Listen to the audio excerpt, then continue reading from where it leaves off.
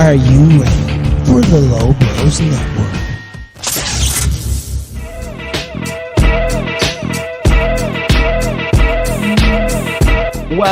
Welcome to another edition of the Untitled, Unnamed. We really need a name for this podcast, don't we? Mid-Card Mafia. I am here, Dom Took. I am also here with Conor Daye, Devon West, and of course Troy Mendes. How is everyone today? Great. It's Friday. It's not so good weather, but I'm good. So today we're going to be doing, of course, Fight Factory Pro Wrestling Episode 5, Irish Underground Style.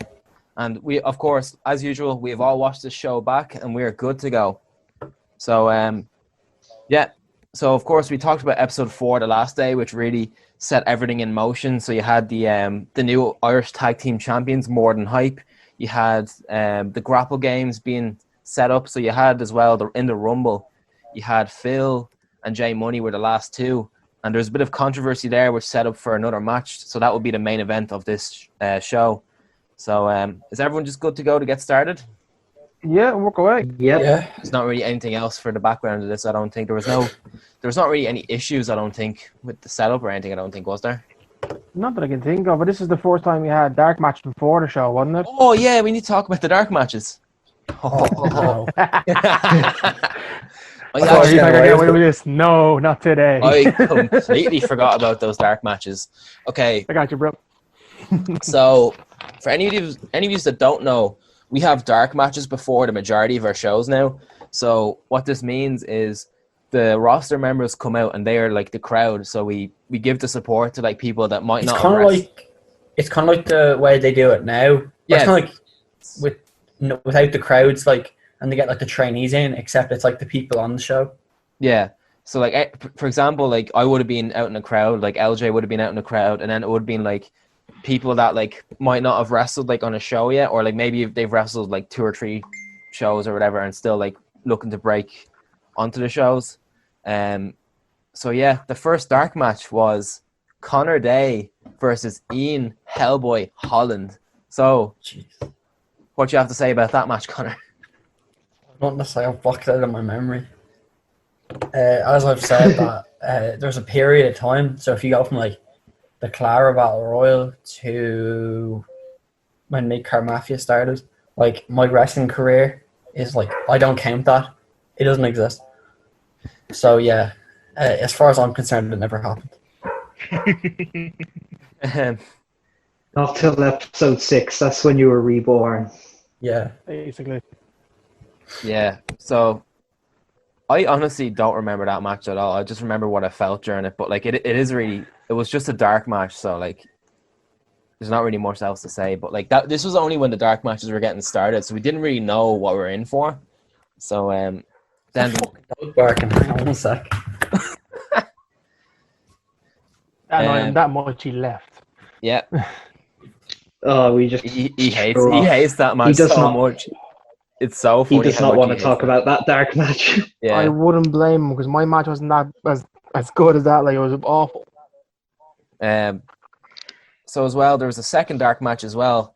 I actually forget who else was in it. It was you. You go ahead. And Jason Scott, or whatever you want to call himself then. He's gone now. Yeah, against Leah T and Shark by Adam Farrell. Yeah. So yeah, Jason Scott was just a lad that trained for a while. He's gone now. Leah T as well. Dog's grand. The dog is grand.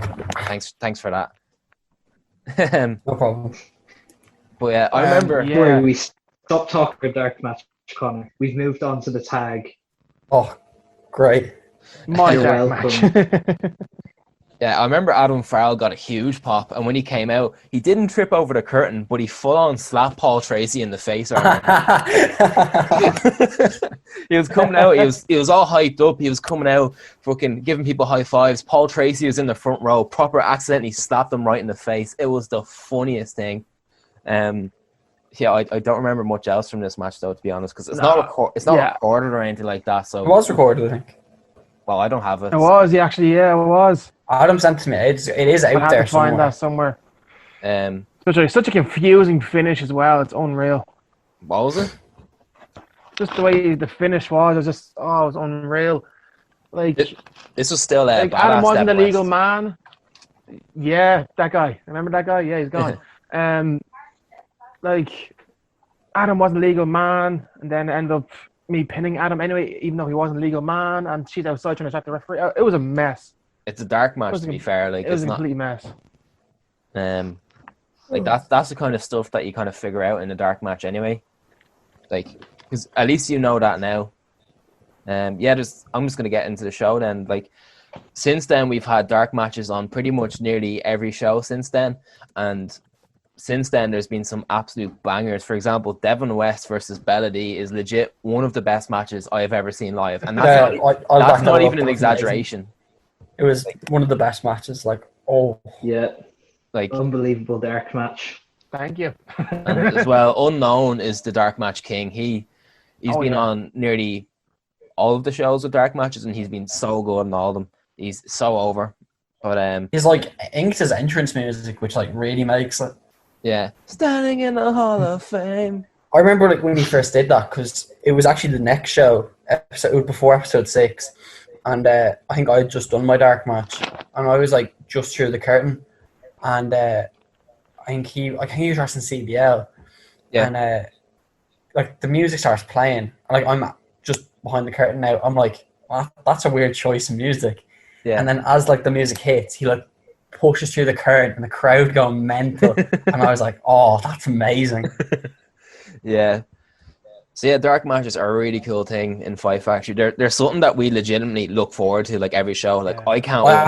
I actually can't wait for when shows are back. I can't wait for it. I think the first dark match back is going to be absolutely unreal because, like, for us, it's going to be like our first live match, probably, like that we see live. So it's going to be unreal. But yeah, so episode 5, the main show. So obviously, I talked about how the wheels were set in motion for the Grapple Games, stuff like that. So Rick Nash comes out. He does a big promo. I pretty much skipped to the end. But he does introduce Project Next Gen, and for those of you that don't know, Project Next Gen is like, what would you call it? Like, just for people breaking onto shows. Like, I know there's a better way to describe it. Yeah, for like people that haven't really been on shows yet, it's a weird concept because now like Justin and Fabio, like they represent Project Next Gen even though they've been on like a few shows. So it's a weird kind of concept now, but back then it was like just for people coming up and stuff. So obviously he introduces the first match having their debut. It's Flamboyant Fabio versus Justin Daniels, and they did have a small role in the Rumble at the last show, but basically these are just two lads that were like, they were really impressing people at training. So it was just decided that they just have a singles showcase match because like they had the confidence in them to pull off a really good match, and I'm pretty sure they did. Yeah, it was really good. Yeah, match. they did. It's a really damn good match. It was Like, an unreal match for a But first yeah, kind of like, match it's just out. Like, it was class. Unbelievable. like Really good opener for two kids starting out.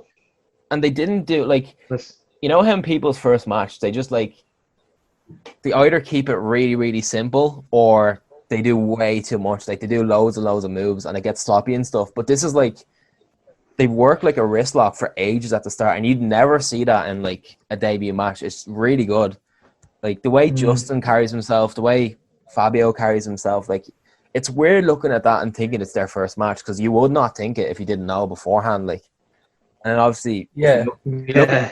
if you look at them now, like obviously Fabio's our junior heavyweight champion, and Justin's like on a whole another level now. He's TikTok famous, and he's like, Yeah, I was actually thinking about while watching it. It's like, it's mental, like what they've become, especially with like Justin's like TikTok has really gotten huge. Like he made the most. Sorry, go ahead. I think I said it a few weeks ago, but like I was out with my friends just when like the restrictions were being eased, and they asked me like, "Do you know Justin Daniels?" I was like, "Yeah," and they're like, "Oh, we all follow him on TikTok," and I thought that was mental because like they have no interest in like wrestling or whatever, Yeah, and like they know him through.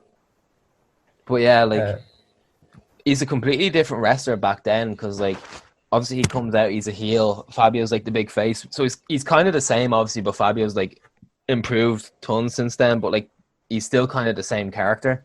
But Justin is like, he's kind of like Kevin Owens sort of heel. Like he's just a real trash talking, like, but he does like cool moves and stuff. And like I said, they work a wrist lock, which is very rare for like a debut match. Like you wouldn't really see that at all in a debut match. And they have a really good match where like Fabio is really, really good for this.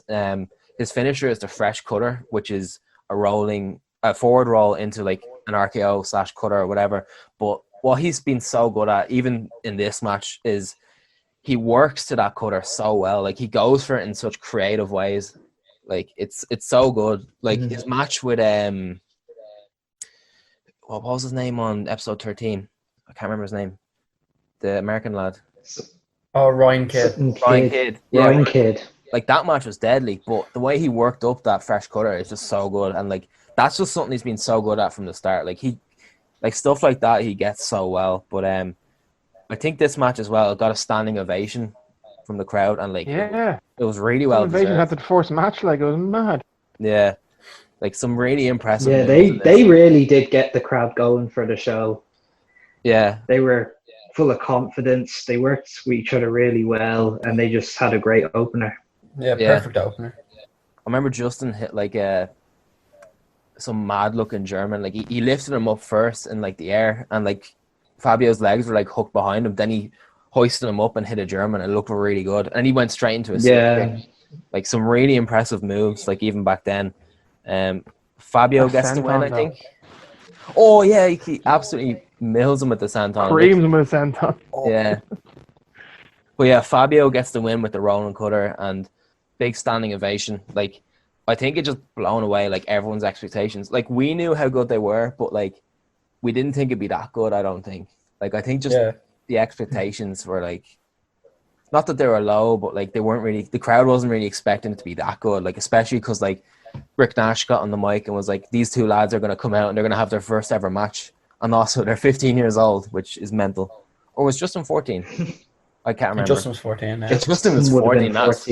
That is mental. Yeah. I'm 10 years old and these guys. This is bullshit. Like, but yeah, like this is the perfect way to start off the next gen division. Like they really set the standard going forward for like debut matches. I think this could be like the best debut match in Irish wrestling. Because I know, Probably. Yeah, I'll agree with that. because I'm thinking about it, and I know Nathan and Darren, like it would have been Nathan's debut, but they wrestled the Kings of the North, and that was a really good match. But if you think about this one, there was two debuts in the one, because usually like for someone, they'll work with like a more experienced person. Like for example, Nathan and Darren working with the Kings of the North, and like that was a deadly debut. Like it was on OTT and stuff, but this was just like two brand new lads just having an absolute banger like for their first match. So like in my opinion, that's like the best debut in Irish wrestling, like recent Irish wrestling anyway. Up there with like Jamie as well. 100%. So yeah, Fabio with the win. A very, very good opener. Like even now, it's just great to watch. So that's me for that match. If anyone else has any closing comments. no, overall, solid match from like two guys who are making their debut. It was crazy watching it, like, and seeing the reaction they got from the crowd throughout the whole match. It was just incredible and felt great for the lads doing it. Yeah, it's a fantastic match. One thing I actually forgot Check about that match out if you haven't. That's all I had to say. Sorry, go on. I remember this was free released, as well, isn't it? This was released on Facebook, yeah. So if you search that up on Facebook, if you just search like Fight Factory Pro Wrestling, Justin Daniels or Flamboyant Fabio, I'm sure you can find it because it was definitely released for free. I don't think it's on YouTube, but it's definitely up there somewhere. Yeah, it would be on Fight Factory's Facebook page, I believe. It was in my memories the other day as well, so it's mad that we're talking about it.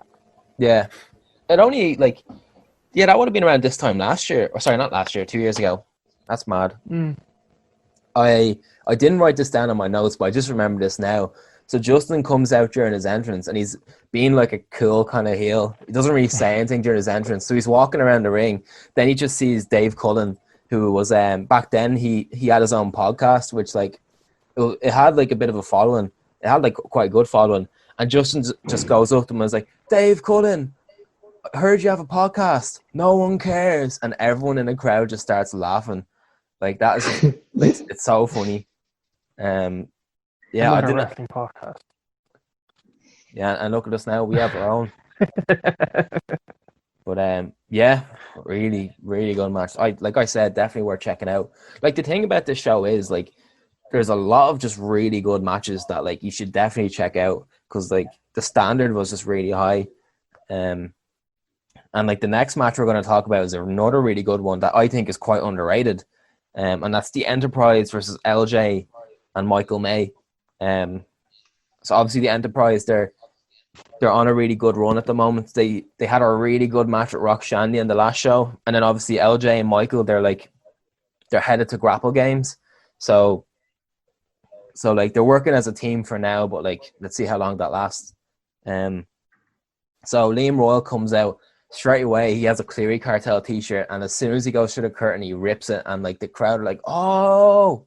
Like really working that story really well. And LJ and Michael are wearing Terry T t-shirts, which I thought was gas. For any that don't know, Terry T was like the on-air like authority figure for PW.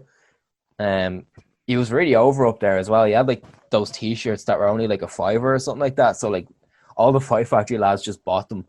But yeah, like I said, this is a really underrated match because like I think it was I remember watching it and it was my favorite match of that night.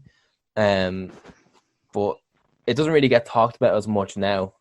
So yeah, I've written down here, Luke Cullen has an absolute infinite gas tank, or had. Like, he's one lad that like back then he could just do like a running spot for hours on end and he would not get gassed. Like he was so good. Like I remember him and Dmitry Krakovich, I think, used to have like this mad spot they do in training where it's just loads of nip ups and like float overs and stuff. And like he just never got gassed down. It was incredible. Yeah. Like it's just mad seeing his gas tank because in this it's like a big running spot and it ends with like Japanese arm drag into like another running spot, and like he does not get gassed at all. He was so good. And obviously Liam Royal, but I said this on the last match on episode 4, but he's starting to look more and more like the staunch Magnum Liam Royal that we know him as today, because he's still like being funny Liam Royal, but he's kind of like he's doing all the power moves and stuff now, and like he's starting to look really, really strong. But yeah, it's actually funny that he's wrestling Michael in this, knowing now that they're a tag team. But oh yeah. So shit, didn't even think about that. Yeah. So LJ and Michael, I remember they did a promo the night before this where they were trying to get a new finisher, like just a double team finisher, and they're doing the double choke slam so they can be like Kane. And they actually do hit it at the end of this match, and they got a big pop. Like they were teasing it throughout the match. It gets a really big pop then. Yeah, just like I said, just a really underrated good tag team match. Michael May hits a really good hot tag. Like it's not really that often you'd see Michael May do a hot tag, but he is really good. Great double team offense, including LJ and Mick. They hit like a double hip toss, where they hip toss Luke onto Liam in the corner, and like it looks really good. Stuff like that. There's actually a kind of LJ has like a nasty kind of fall where it's like it's an assisted dive, and it looks like he lands on his head, but he's actually grand. But like I remember when I first seen it, I was like, oh fuck, he's definitely hurt himself. But he got up straight away and he was grand. Hearing that thud though, like I was only like standing like a couple of feet away at the main door. All I hear was like, "Oh God, he's dead." Yeah, it's like, "Hey, he's okay." And, like, and it was a proper dive as well. Like it was Michael assists him, and then he jumped onto the top rope, did like a swanton, and then he just kind of went straight down onto the floor. It's nasty looking fall, but he was grand after. So don't even know if he felt it. There was a double choke slam, and then there was a bit of a miscommunication. Liam rolls up LJ, which was a huge win for the Enterprise at the time. Yeah, like I've written down here, probably my favorite match of this show. But like I said, it's a really good show. So there's a lot of great matches on it. Just a really good match. And then LJ and Michael, they build to that Grapple Games match, so they have a bit of a shovel match at the end, and then they leave the ring. The Enterprise, they're kind of like going towards that number one contender spot. I think it's on the next show when they wrestle the Armstrongs. They actually become the number one contenders then. Oh no. Actually, no, I can't even No, remember. you're thinking of episode 7 where they did Seven? a triple threat tag team match. Yeah. Yeah, that was it. O3 No, I'm thinking of and- when they attacked More Than Hype on Grapple Games. Oh yeah.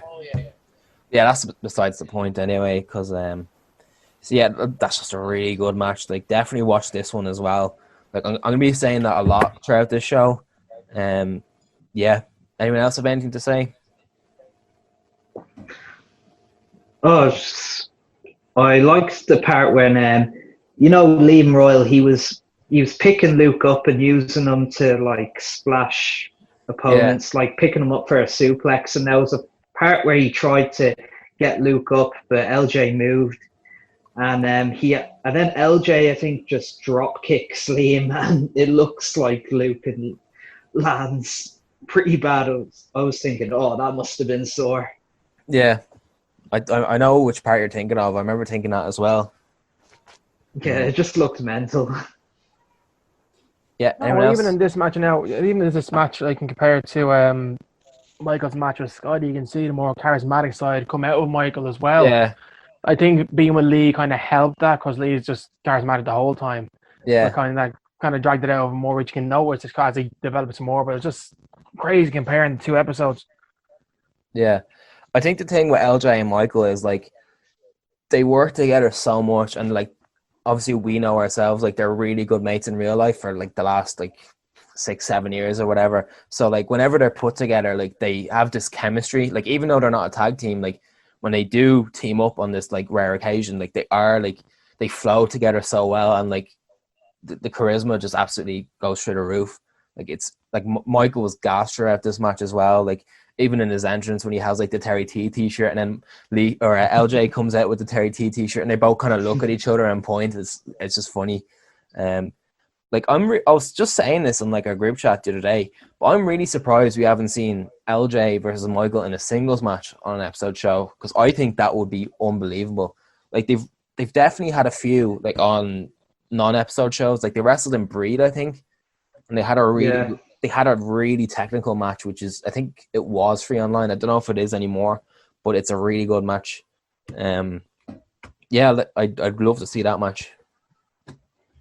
Conor, anything to say about this? No, I just really liked it, and I thought LJ died when he did the dive. That's all I have to add. Yep, no problem. So next match, it is Paul Tracey versus Be Cool. And so Paul Tracey, he hadn't been on Fight Factory for a good few years at this point. So this was kind of like a big return match. And like, obviously then this would be like his last appearance in Fight Factory for a while. So like, maybe we'll have another big return match from Paul Tracey down the line. But for now, this is like his only appearance on episode shows. So he gets like a good response when he comes out. And then obviously then he wrestles Be Cool, who he just lost to Sammy D. So this is like a match where he can kind of like regain his momentum going forward. I've written down here, in this match, everything Paul Tracey does is just gas. Like it's the way he moves, the way just everything he says, like it's just like it's proper like .e wrestling. It is like this match is a real like kind of .e match. Like it's a bit, maybe it's a bit on the long side, but it's still a good match. And it's just everything is just so funny. Like I think there was a point where Be Cool like smashes Paul Tracey's head like off the apron on the outside, and he does like the weirdest sell on it. Like it's so funny. I noticed while he was doing his entrance, I think it's the way he moves and like what he's wearing. But Paul Tracey reminds me of Al Gore in South Park when he's trying to prove that Man Bear Pig is real. Like he has the cape on. Has anyone seen Man Bear Pig? The Lord demands that you bring Man Bear Pig to me and bring him back to the manor. I love your Paul Tracey impression. Yeah, I just have written down here, Paul Tracey is like the perfect .e like kid show wrestler. Just he's so over the top. It's so funny. In hindsight, it is an odd match to have on this card, but it is a good match. Like, it is a bit long, but like I said, it's just really good middle of the card match. It's still mad that this happened like on an episode show, but yeah, that's all I have really to say about this one. Yes, just solid matchup. Mm. There was a spot where I think Paul Tracey pulled Be Cool's hair, and then I think Be Cool reverses something, and Paul Tracey's like, "Oh, he pulled my hair," and Yeah. Paul Tracey's bald. I thought that was funny. He does that the whole match. He's like, "Rafi pulled my hair. Did you not see?" Yeah, it's just really good match. Like I said, an odd match to have on an episode show, but maybe down the line we'll see another Paul Tracey match in Fight Factory. Who knows? Paul though? Tracey versus Dom Tuck 2 in Fight Factory. The sequel of their iconic match. The sequel of the iconic match that everyone else except people in this chat has forgotten about. Hopefully you can last more than 2 to 3 minutes. What? Hopefully you can last more than 2 to 3 minutes if you're in the match with Paul Tracey again. Okay, thanks for rubbing it in. Devon Or was it 1.5 minutes? I can't remember. It was short. That's all I remember. I think it was less than a minute. I didn't Going actually. short, it's fine. I didn't actually keep track. Believe it or not. Too busy having. All right. But Paul Tracey had to be quick because he was on his way to get Man Bear Pig. So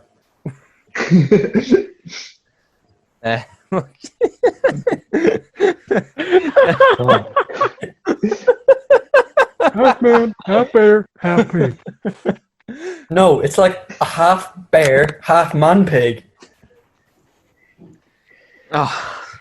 Never thought I'd hear Paul Tracey getting compared to Man Bear Pig. No, he's not going to No, compare here to we Man are. Bear Racing Pig. man bear pig. No, Paul Tracey's getting compared to Al Gore, who's trying to get Man Bear Pig. Like, fuck your. Okay. Next match. Let's move on, lads. Next match, it is. Oh, now this one. Now this is probably one of the most like. It's free on YouTube and like has loads of views at this stage, and like it's a very, very highly regarded. I'll check how much views it has. It's a highly regarded match in Fight Factory, and it's more than Hype's first title defense as Irish Tag Champions, and they're against Rock Shandy, who again they debuted together on the last show. So this is like their second match as a team. So it's a big Has 62,000 views. yeah. 62,000. Some of Yeah. the comments on that video, man. Fuck me. Oh, let's go to the comment section. Can you read What out? is there? Can you read out some? Are of the there comments about Darren Carney? Yeah. Is that what I'm guessing? Because there usually So, is on YouTube. The video is put up on the Low Blows channel. And someone goes, "So where's the low blow?" And then someone replies to it, "I know, right? Disappointed too." Jesus. YouTube is just dead. YouTube comments are amazing. So yeah, before we talk about the match, I'm not reading that one. That is rotten. No, I'm not reading that one out. Is there any check other ones it you out can later. read out? Let's see. I feel bad for Darren. He always gets all his comments. Ah, Darren and mainly surprised at being Darren. handsome. I can't read any. I can't read any of these out. Some lad commented fake as hell on it. Oh wow! Shots fired. Shots You fired. gotta stare. No, I can't read half of these out now. Okay, so we're just going to talk about the match, which is a really, really good match. Yeah, it was unreal. Yeah, unbelievable. I love watching Rock Shandy and More Than Hype. They're just Both of two them teams. together are just... They're two similar enough teams that like they just gel together so well. Like obviously they had that big 6-man on episode 12, and like we know like that's probably the match of the year from last year. Jesus, Troy, noisy lad. Sorry, I was drinking water. Yeah, thanks. I have written down here, actually, this is a really funny moment before the match even started.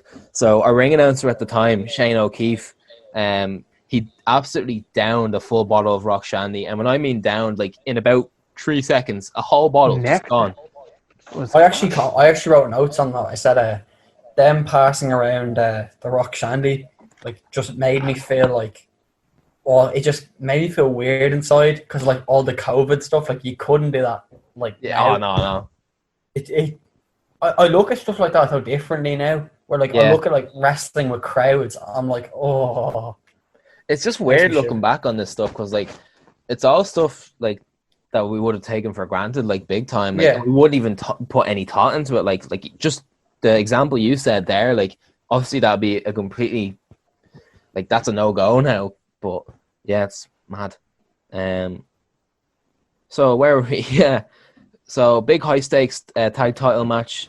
Like I said, these gel together so well. There's very good opening sequences. Martin Steers actually does the MVP ball in, and he does it into a leg drop. And you can tell like half the crowd was just like, "What the fuck?" and the other half were just pissing themselves. It was gas. Klong, as always, has just a top tier hot tag. Like Best hot tag in the biz. Yeah. his Just so explosive. His kicks are unreal. yeah. And it, Like he'd take the head off anyone. so like he comes in hot. He does like his big bump, bump, bump, but then he does the big kick combo, and then like a German. Oh, it looks so good. But like it gets better every show. Like we watched them. Like obviously his first episode show was episode 2, and like he had a good hot tag on that. But like episode 3 had a better one. Episode 4 he had an even better one, and now like it's starting to really evolve. And I think It just adds more and more onto it each time. It's great. Sorry to make a crush down, but it just adds more and more on. It's just it's unreal. yeah, I think episode 9 he wrestled the Cruisers and More Than Hype in a triple threat tag match, and like I think that might be his best one as far as I remember, because like I just remember he goes non-stop, does a big dive, gets back in, does something else. Like he's so good at the hot tag, it's unbelievable. Towards the end, it turns into like a proper OTT main event where like there's just huge moves. Like Nathan hits a big frog splash. There's black masses. There's all these moves. I think eventually there's like a double destroyer, and like there's a standing ovation when all 4 men are down. There's 2 standing ovations. So there's that, and then obviously when the match is over, and then unfortunately as well, I can't remember what moment it was, but Klong actually dislocates his shoulder at some point in this match, like towards It's when the he end. does the. Oh yeah, that's right. He goes for the like.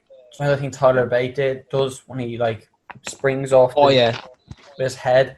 It's like he sprang off the top rope, and then did an enziguri or like a spinning kick, and he landed awkwardly on a shot. I think that's where he dislocated it. Forgot all about that.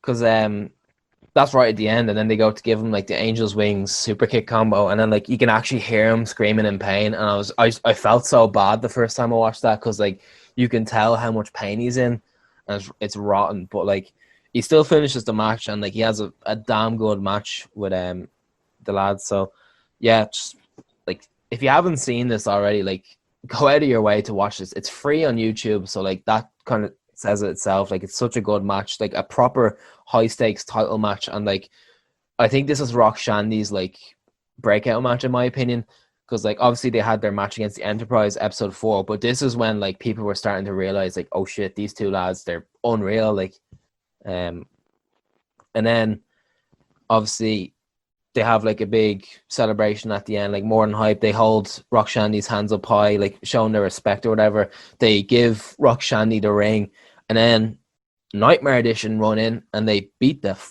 out of Rock Shandy. They beat the piss out of them, and then Where this is going.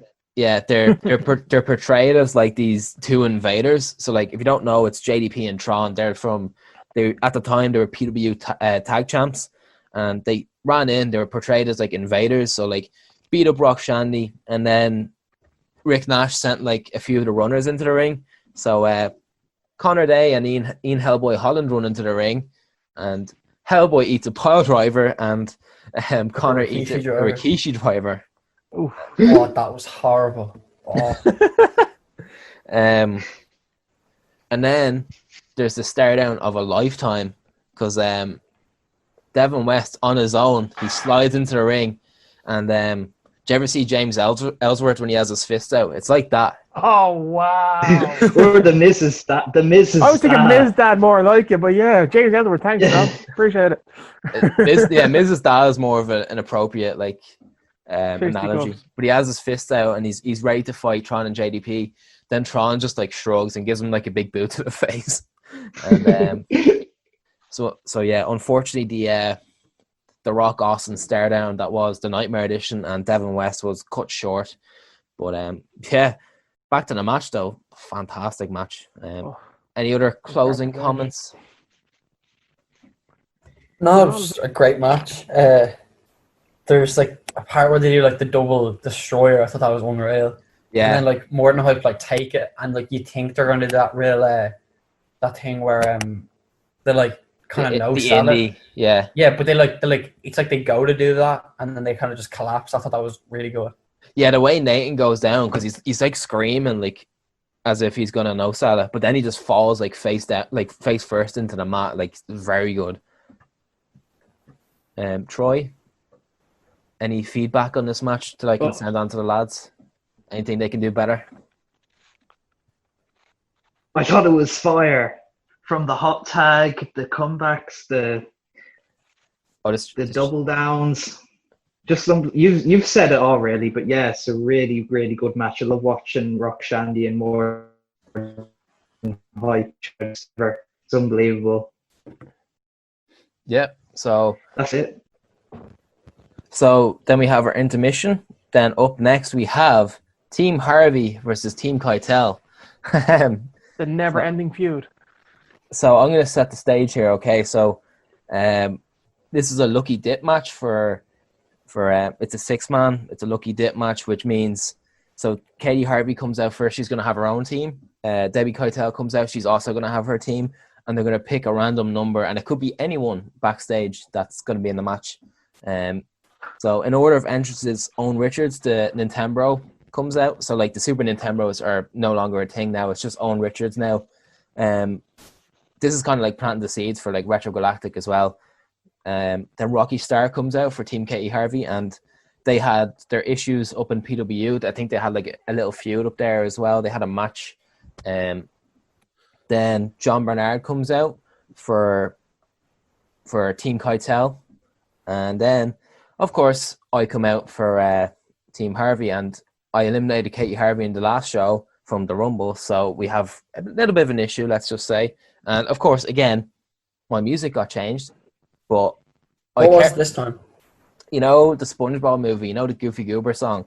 I'm a Goofy Goober. But see, this time I kind of expected it. So when I heard it, I actually just kind of laughed to myself. But like I remember episode 4, I was snapping. Didn't they change the in Cabra as well, didn't they? No, I think they tried to, and then I just said, "Here, look, can you just change it back?" And they're like, "Yeah." So yeah, they just leave it, lads. Come on, leave it. It's crack. So yeah, this is a 6-man tag match that ends up being legitimately about half an hour, and I'm not really in the match that much. I'm like just on the apron most of the time. I'm just kind of like trash. Not in the match much, but I do remember you a lot from when I've seen it. Oh, words of praise there. But yeah, this match is so long that true story. Darren Carney, who also lives in East Wall, he went home after his match. So like he had his match, there was an intermission, then there was this match. So he went home and like he wasn't really badly injured, but he had a few knocks and stuff. So he went home like he had a bit of a nap just to like kind of rest his head and stuff. He woke up, came back to the venue. This match was still going on. It is legitimately half an hour long if you look at the video. I think it's more than half an hour even. But yeah. Jesus. I kind of just... And what was this supposed to be shorter? I'm going to kill you, Troy. No, I just think the way it was planned, like we just didn't really take everything into account. Like for example, the entrances, like the Lucky Dip thing, that took really a long time. Like I skipped that. Yeah. But yeah, I kind of just I just do like shtick where like I do blind tag in, then get out. I don't do like much actual wrestling in this, but like I did really enjoy at the time just like acting the bollocks on the apron and stuff. But like I hate watching it back because it's so long. I'm not gonna say much else other than John Bernard makes a I statement. actually enjoyed the match, believe it or not. Did you? Yeah. Nice. Didn't feel like if it was. I had on my TV and like I was just chilling watching it. Yeah. Got a lot of enjoyment out of it. Why do I feel like that's sarcasm? It's not sorry because I have because it's not that like the match is grand, but it gave me loads of like notes, and none of it's actually to do. Actually, there is one thing to it. The match I have Ben Given made a really good joke on commentary because Graham Doyle called it a cheeseburger, and he goes, I think he says Dom Tux. No, I don't know if it was you. I think it might have been you because he's not a cheeseburger. He's at least a Royale with cheese, which I thought was a good reference. Pulp Fiction. Yeah, and Rocky Star hits the like swinging DDT that it's like Sister Abigail with the and that reminds me when Adam Farrell did it in training, and he'd been doing it for a while just in training matches, and I think this is that stage where he was like probably going to get on 1 or 2 shows in the future, so he was like, you know, come up with his moveset and whatever, and then Rocky Star got booked in Fight Factory and did that. So he was like shitting himself, like, fuck, I need to get a new move. And, he did. Yeah, I think he did. Now he does the Sharknado. Yeah. Yeah, so this is actually John Bernard's debut as well. Like he did do the Rumble before, but this is his like proper match debut, like with Justin and Fabio earlier. He does the potion spot, the iconic potion spot where he downs a potion and he fires up. There's big hot tag with Debbie, big hot tag. Then I think Debbie wins. Debbie wins. Debbie gets the win. Katie. Yeah. And then after the match, Katie hits me a gory bomb. Anyone else have anything to say on that? Like Conor, do you have anything more to say on your notes? I think that's all the notes I had. I think it was very like I see a lot of moves you don't usually see people do. Like Katie did a John Woo. Like I've never seen her do a John Woo before. So Dom's reaction to that was great. Yeah, like, the John Woo was like my move. And I know I wasn't on shows, but like it's like Shawn Michaels watching people do super kicks. It's just that's like me watching Phil hitting at booking in the days. Devin West. No. That's like Phil watching you do the Triller. Like he's been doing that long before you, pal. I know. Like you asked him for permission, and he granted you that permission. So like, be grateful. I am grateful. To be fair, I was not on shows it. at the time, and like I wasn't doing the John Woo at the time, and obviously it's like. I'll let Katie away with this one, but like, did you pull her aside at the show? If I saw if someone does a John Woo like I don't know, first show back, like I'm going to have to like stick Finn Balor and like like Balor robs all my moves. Yeah, like, okay. Just back when this match happened, I was like started to get on to shows, and I just saw.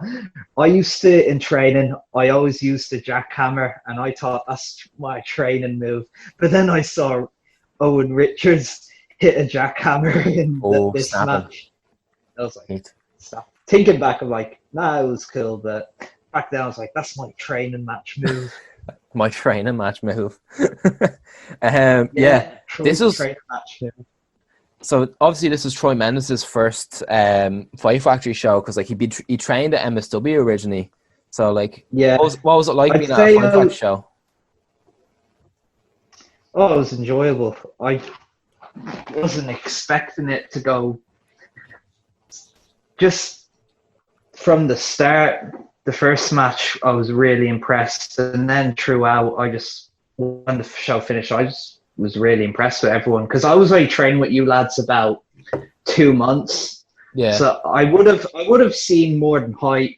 You and pretty much all the Fight Factory lads that are on OTT, I would have seen yous wrestle, but I wouldn't have seen the likes of Justin or Fabio or even like J Money or Richie wrestle really.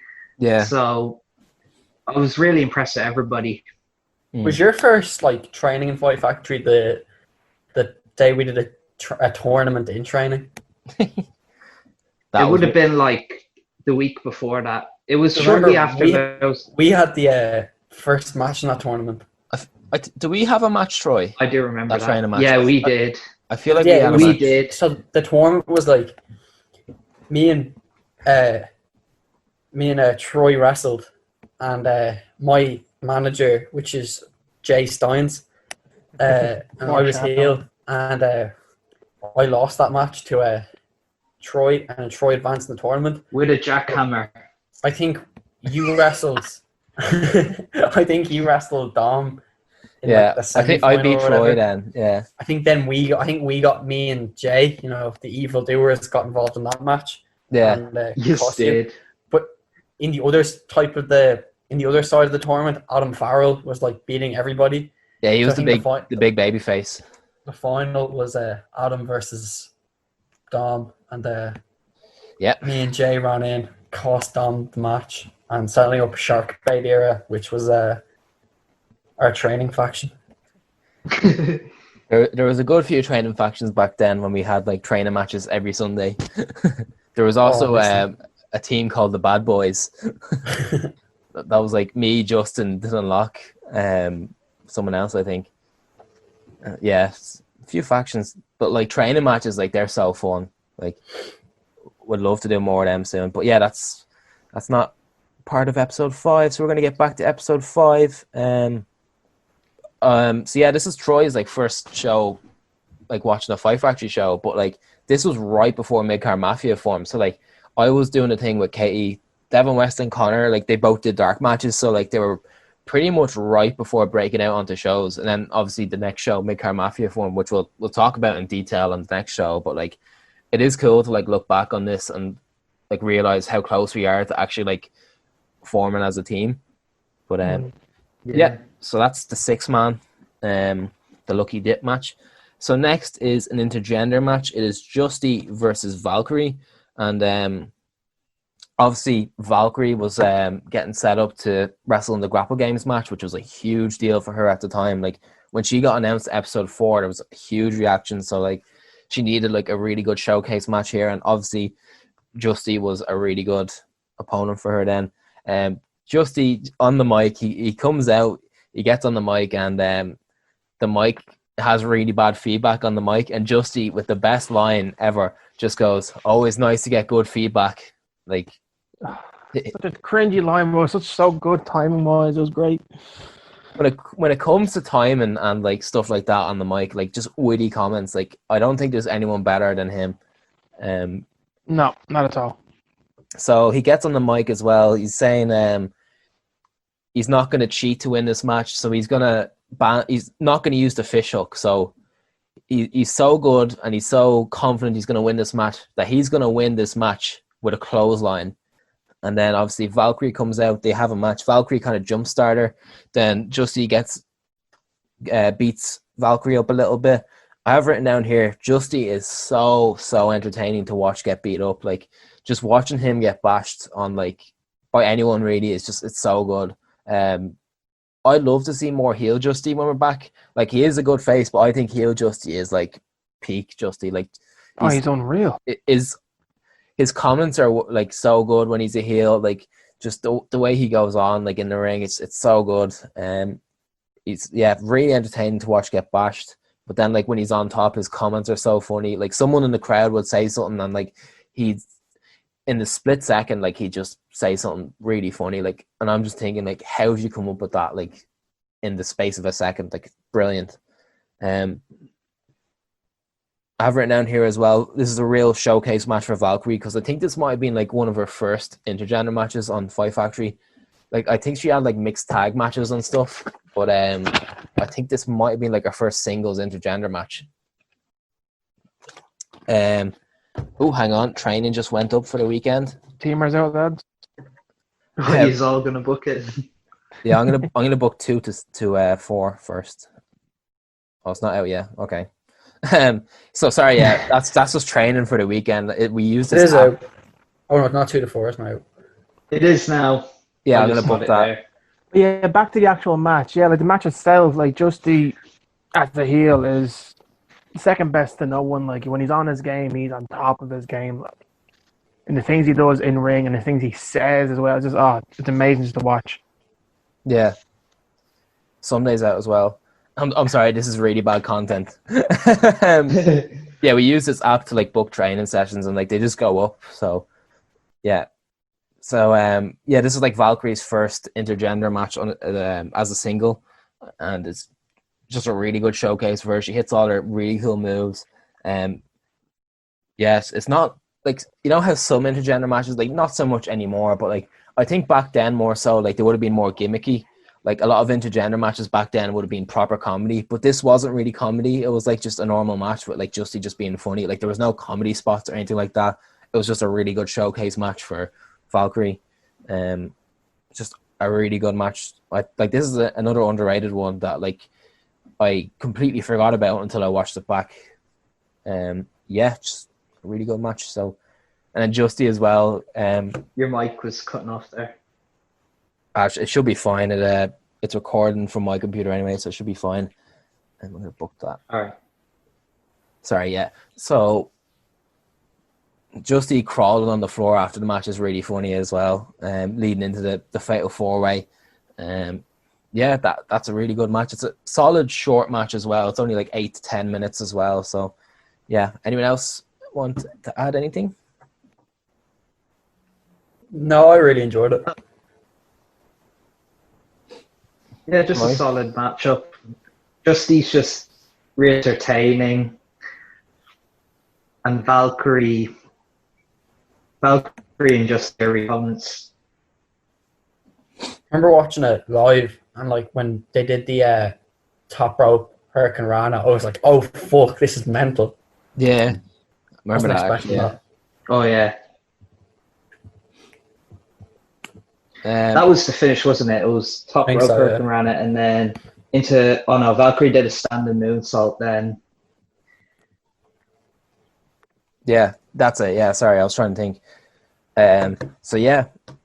Devon, anything else to add?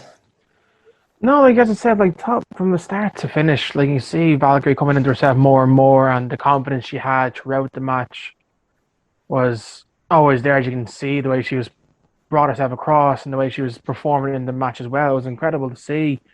And again, Justy on his day cannot be topped by anyone in regards to character work and being a heel. He's just unreal. He really, really is. Yeah, I agree. Hope he's listening to this because proper licking his hole at the moment. Once he kind of hears his name mentioned somehow, like, oh, my name. I have to watch this. I know it isn't licking his hole because like he is like legitimately really good in this, and like Yeah. he's just like, oh, how'd you even explain it? Like he's just the early shows, especially like you kind of like watch him back. You just really appreciate like some stuff that like maybe we didn't appreciate as much back then. We kind of like took it for granted, like just seeing him in these like singles matches and stuff. Like obviously he's doing the stuff with Owen Richards and Andy Steele now, but that's a more serious kind of side. So like we're seeing Justy like doing more of his wrestling now, which is really cool. But back then, like when we're watching this stuff from back then, we're watching like his real, like his off the cuff remarks, and like he's just being real funny and stuff. Like, and we kind of just forget how good he is at that. So yeah, all in all, really good. So the next match, it is. I have the notes back open. Alexander Dean versus Dmitry Krakovich versus Sammy D versus Maxer or Sean Guinness. Yes, man. This match, man. Oh, I forgot. Mental. I forgot how good this match was. Fucking class.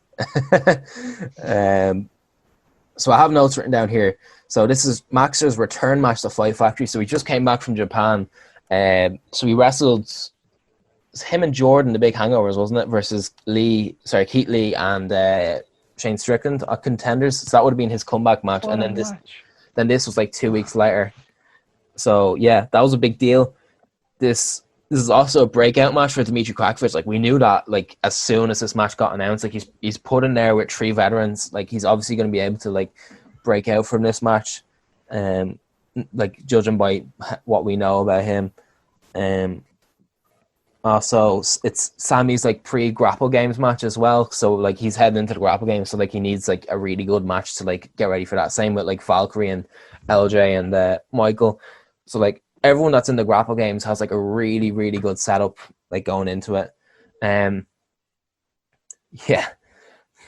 How good is Maxer? Like, judging from the start of this, like he does a running spot and like he goes on, but like he makes everything just look crisp and smooth, but it's also just so fast. It's like I hope we get to see more of him on OTT and stuff when it comes back, because like he is so good.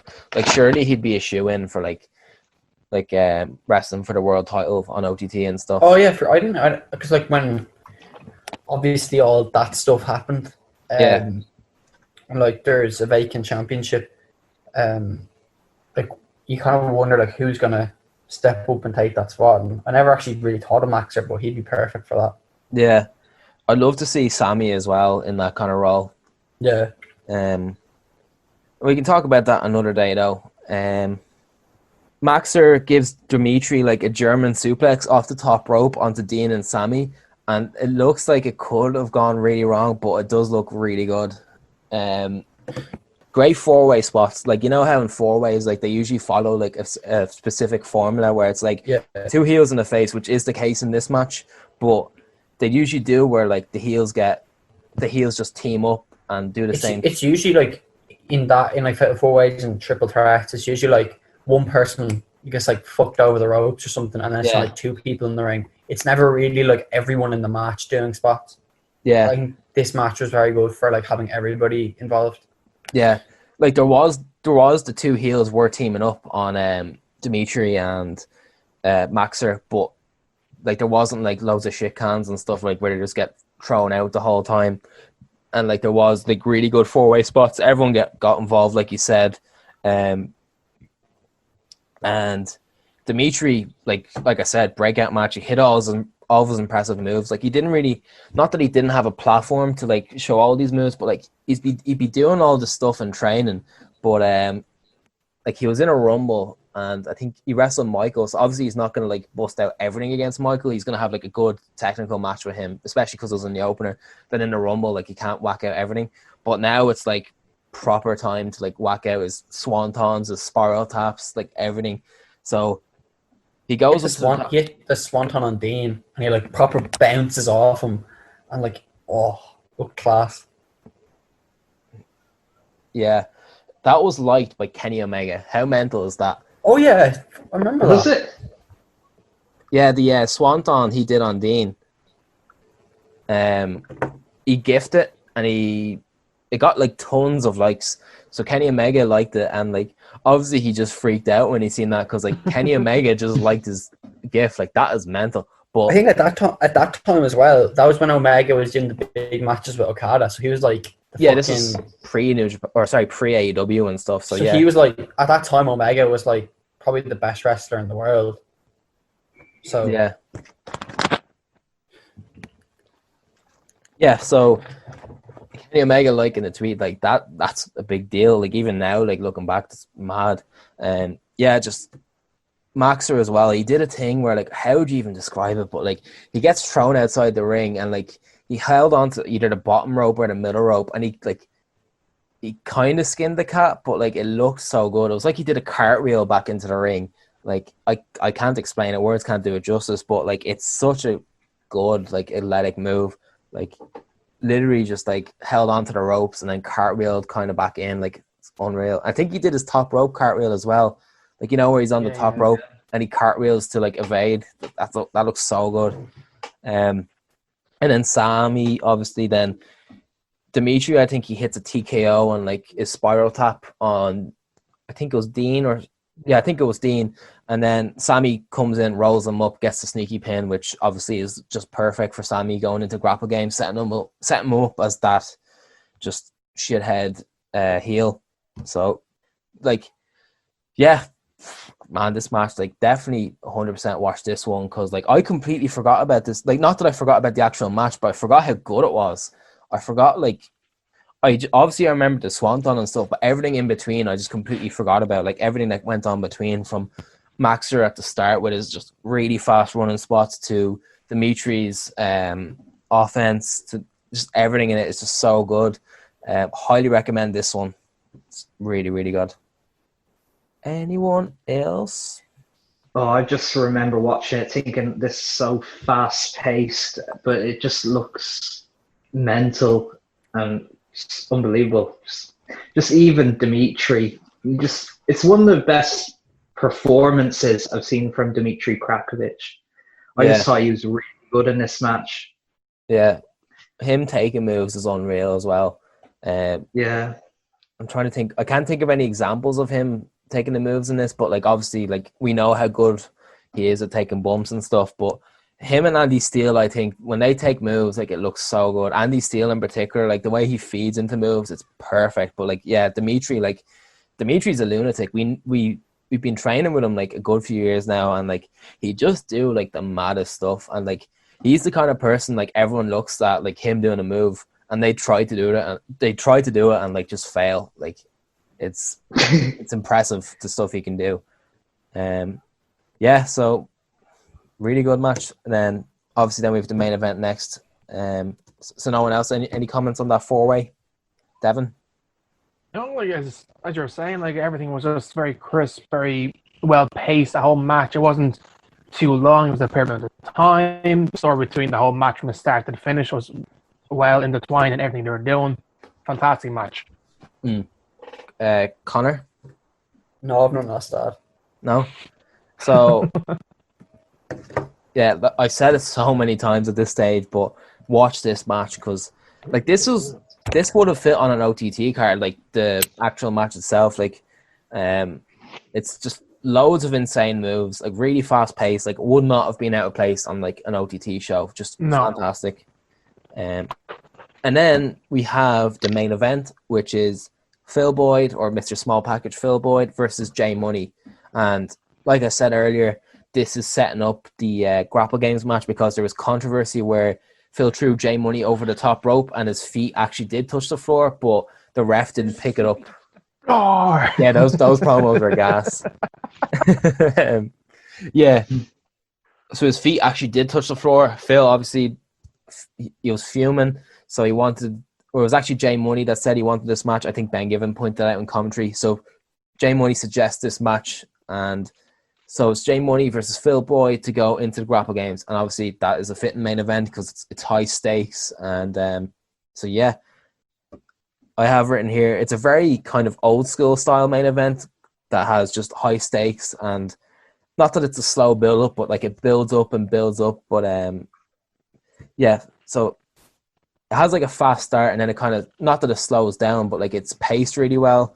Yeah. I love arrogant heel Mr. Small Package Phil Boyd. Like even during his entrance, like his entrance is gas on this one because he just comes out and he's like really over the top, like happy for some reason. It's gas. Crowd so behind J Money, like it's mad. Like everyone has the little the J Money signs. What was it? The money section. Yeah, they had the money section signs. Like loads of them were in the crowd. Crowd so behind him, all of his chants, like shake your money maker, like proper behind that. There's a really funny point as well where he does the shake your money maker chants, then Phil does Mr. Small Package, but he doesn't say it, he just does like the taunt, and the crowd just don't react because he does it like really fast, and then like his reaction to the crowd not reacting is absolutely brilliant. He's like, come on, I've been doing this 15 years. It's so good. Yeah, like I said, really solid build up in this match. It is quite long, but it's like I said, an old school main event. High stakes, really good. Phil like proper puts the beating on him like about halfway through the match. Like at the start, like J Money's making an absolute fool out of Phil. Like he's thrown him out of the ring like twice. Then Phil gets the advantage, beats him up a little bit, and then there's a comeback at the end. He hits the payroll. Sorry. Just assume he hits the payroll, doesn't work. Then I think there's a ref bump which leads to Phil absolutely bashing J Money with chairs. And like, there's a few good close calls with like Phil putting on the crossface and stuff like that. Then I think he finishes it with the payroll off the second rope, which that looks really good. Yeah, that's all the notes I've written here, and I can't think of anything else to say. But yeah, J Money in the main event as well. That's his first main event of 2. As far as I know, I don't think there's any more. Not in episode shows anyway. But yeah, he main evented his first show, and like he didn't look out of place or anything. Like he was in there in good hands with Phil, because like Phil would be able to like, if anything went wrong, Phil would have been able to carry him. But yeah, like he didn't look out of place at all in this match. I don't think like his charisma is really something that like it's just been there from the start. Like it's something like people's charisma like on shows, like it might take them a while to like for it to break out. Like I know, not to like single you out or anything, Connor, but like for you, like it was really hard to get you to make noise and stuff for like maybe about a year or 2. Like even myself, like if you watch our Mid-Card Mafia debut, which we'll get on to the next show, you'll see my transition when it comes to charisma. Yeah, but my point being that like if you watch J Money from the Hanger show, like charisma is just second nature to him. Like he comes out and like he has no problem doing pretty much anything. Like his reactions are really good. Like everything is just spot on. Like he's just someone that like he fits that role perfectly. Yeah, that is all I have down here for the main event. So, Devon, any closing thoughts? Yeah, like I can completely agree with you. Like the whole J Money being consistently charismatic through whatever match he's in. Like his interaction with the crowd, with his opponent across the ring is really, really fun to watch. It's actually when he's on top of his game. And Phil, as much times as we said before, he's great. He's just really, really fucking good. In regards if he's playing face or heel, the interaction with the crowd, the way he wrestles, the way he can pace the match to his liking and make it look amazing. It's I can't say much more about it. He's just really, really good. The two of them worked really, really well. Yeah, 100% agree. Connor? All his class. Just I don't know, just a really good match. He does it. I like when J Money does that thing where he like springboards over and into a code red. I thought that was good. J Money hitting a code red on the field is like the most satisfying move. It's just so good to look at. I remember he did it on the Rumble, but they went into it both times in such good ways that like once he does hit it, you're like, oh shit, like a proper pop. Yeah. Yeah, code red. When it's done right, it's such a satisfying move. When it's done wrong, it's awful. Unknown does. Unknown, yeah. Unknown does a really good code red.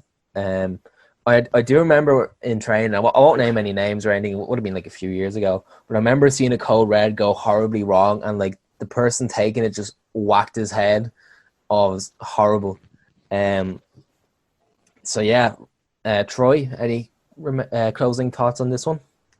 Don't have too much to add, but I thought it was really good storytelling anyway. Yeah. Really good setup to get J Money into the Grapple Games. Yeah. Proper sets him up as like a main eventer, like to go into this match. Because like previously, like he was having matches with like, obviously like Phil's a big deal, but like he hadn't really broken out at that point. I think it was the Rumble where like he won it, and then people were starting to see him as like a main event player. Then obviously this match he was in the main event, and like people did buy him as a main event player, and no pun intended. Yes, 100% agree with all your points there. Like I said, old school main event, especially with like the ref bump at the end, and then Phil's getting the chair, and then J Money like thwarts his attempt at using the chairs, and then he hits the big payroll, 1, 2, 3, nice finish. Another underrated one, especially because like this is definitely one I just completely forgot about. Like this and the 4-way I completely forgot about on this show. 2 matches definitely worth watching. Like I think this show is just like altogether it's just a really good show. Like I remember everyone was buzzed after watching it. Like the response online was really good. Everyone that was on the show that didn't get hurt, because I know there was a few injuries on this show, but like everyone that like wrestled and was safe and stuff, they didn't hurt themselves, were really happy with the show. Just a really good show altogether. And obviously then we keep that ball rolling going into Grapple Games, which like was probably Fight Factory's best show until the Gresham show. So yeah, that's Jay Money and Phil. Yeah, all together. Really good old school main event. Jay Money not looking out of place at all. Phil's just being Phil. So that sets up. Sammy comes in after and he does a sneak attack on Jay Money. And then obviously LJ, Michael, Valkyrie, and yeah, that's it. They come out and they do like a little thing at the end where like they beat up Sammy, and then Jay Money hits the $1 billion booty, and then they kind of have a bit of a stare down to tease the Grapple Games match. So I think that Grapple Games match, so obviously it was announced on episode 4, then build up on episode 5 as well. But I think that Grapple Games match was built so well. Like the hype behind the promos, everything, like there wasn't anyone that didn't feel out of place in it. Because like, you know how in scramble matches there might be someone that is just like kind of thrown in there, and they feel like they haven't really earned their place or whatever, like just random like scramble matches. But this wasn't like a random scramble match. This was built as like a big deal, like almost like an elimination chamber. It was like built up like that, if you get me. Yeah. But yeah, so the Grapple Games will be the next show. We'll go into detail on that. I'm actually looking forward to watch that one because it's one I haven't watched in a while. Yeah. Like that's going to be a really fun show to watch because like we have our debut at the start, and like I'm sure we'll have a good amount to talk about that because there's like a good story behind it. Just the Enterprise versus the Armstrongs in like a blindfold match, and I can't wait to watch that. Oh yeah, I remember that. And then I remember enjoying it. More Than Hype have a really, really good match against Collar and Elbow as well. And Rock Shandy have a hardcore match, or sorry, not hardcore match, unsanctioned match against the Nightmare Edition. I'm looking forward to watching that. Is there any other matches on that I'm forgetting about, apart from the Grapple Games, of course? Oh, Williams and Maxer. Yeah, I was just thinking that, yeah. Oh yeah, that. I completely forgot about that. So yeah, that'll be fun. But as for episode 5, like I'm sure all of you can agree, it's just a really solid show. Like everyone, like I think everyone on the show looked good. Like from the opening match, which is Justin and Fabio, to the main event, like nearly everything went smoothly. Like obviously there was a few unfortunate injuries, but like I think Five Factory proper had picked up at this stage. Like episode 4 and 5 really, like it set it to the next level. I think like all this Grapple Games build up and stuff, it really made for some really good material, really good matches and stuff. So I think we're going to put a bow on it there. So obviously that means we have one more piece of business. So Conor Daye, do you have a rant for us this week? I do, yeah. Okay. Wait. Yes, yeah, I do, yeah. You got 90 seconds. So I'm going to get the timer now. One I second. think we probably should just disclose before I talk that none of my opinions expressed are those of Low Blows or of the rest of Mid-Card Mafia, and are solely mine. God. I have a common way of looking at the world. Well, actually, no, not the world. Like, particularly the U.S. elections and presidents. That there's only really two parties, and it's not like the Republicans or Democrats. It's like the pedos and the war criminals. You see, if you go through actually, I should use the word allegedly a good bit here. If you go through U.S. history, usually from the end of World War II, I'd say all of them, nearly about 90% of them, of the presidents, are war criminals of some kind. And I think this year's election is super exciting because you're getting value for your vote, because both of them are allegedly pedos, and both of them are, I suppose, in a way, war criminals. Because you look at Trump, and I'm not going to go on a rant about him because everyone goes on rants about him, but friends with Epstein, allegations and whatever, and has loads of wars going on. So yeah, I'd put him in both of those camps. He also just bombed Iran for no reason. But if you're talking about Biden, and I feel bad for Biden because he does not know what he's doing. He's so just disconnected from everything. But yeah, war criminal. I'll give you 20 more seconds. Go on. Allegedly, there's pictures of him groping kids online. I don't know how true they are. And yeah, voted for every war. So yeah, war criminal. So if you take one thing from this week's rant, it's that everyone who wants to be president or is like president or whatever is probably either a war criminal or a pedophile, or in some cases both. Allegedly. All right, that's all the time we have now for the Conor Daye rant of the week. Hopefully we can use Wow. this one because it's really just sometimes it's dodgy territory. We'll see if this airs. But that doesn't matter. Why? getting What are they hunted down going by to the do? CIA, aren't What are we? they going to do? Bomb me or something? Sue us. Probably The shouldn't. CIA are probably watching shouldn't- everything. You know this, bro. Yeah. But that's what I like about the Conor Daye rant of the week. You know, he doesn't hold back. He tackles these sensitive topics. I want to do an update. Actually, it's the 17th of July, and Epstein's bird has not killed herself yet. So that's good news. That's All right. a new weekly update with him. Jesus Christ. Like Bill and Hillary just haven't got the Okay. like. And on that bombshell, I think we should wrap it up there, lads. Yeah. I heard so- rumors online they're gonna like give her coronavirus or something like that, and then like Oh, Jesus that's gonna kill her. But yeah, I love how lighthearted it is when we talk about wrestling, but then when we talk about this, it's just like a whole different atmosphere. Connor, stay away from Reddit, please. You're getting all these ideas, and it's just just making because it I'm worse. mad over on Reddit, like Yeah, so I think that is where we're going to end it. Okay, so that was Fight Factory Pro Wrestling Episode 5, including maybe controversial, maybe not controversial, Conor Daye rant of the week.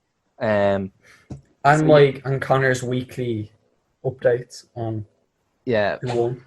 Connor's weekly Epstein updates. Yeah, so that's Episode 5. So next we'll be going on to Episode 6. But so like at this stage, we're recording this on the 17th, and Episode 3 just came out today, and like we're getting some really good feedback, so we're really happy with that. We want to keep going with this, and And so if you have any ideas on how to improve, just yeah, I don't know, tweet us or something. Like I'll probably ignore you, but Yeah. they'll reply to you. fair. But yeah, there's 13 episodes for us to work from. Then if we're like looking to do more, we'll have a look, and maybe like you can suggest us like shows or anything you'd like to see. But as for now, we're just going to keep going with the Fight Factory shows, and then maybe do some watch-alongs and stuff like that. But so Episode 6 is our next one, and then like we'll be nearly halfway at this stage. Like we're on 13 now, so like that. Yeah, it's mad how quick we're doing them. We're just doing them like every Friday at this stage. So like they get released on a Friday, but we're also doing one later that Friday, and we're like 2 ahead. So like obviously this is Episode 5, and then 3 came out earlier. So like I think we're on a good routine with it. Like, so we want to keep doing it. And if you have any feedback or anything, let us know. You can tweet at Troy Mendes, just Troy Mendes. Just me. All right. Yeah. Yeah, tweet me and I'll screenshot it and send it to them, I guess. Yeah. Oh, better not be getting spammed with tweets there. Actually, that'll be new. My Twitter's usually empty. Don't even use And it. if you have any problem with anything I've ranted about today, you can tweet at Is this Twitter even still up? no, blur that out, please. I'm gonna end it.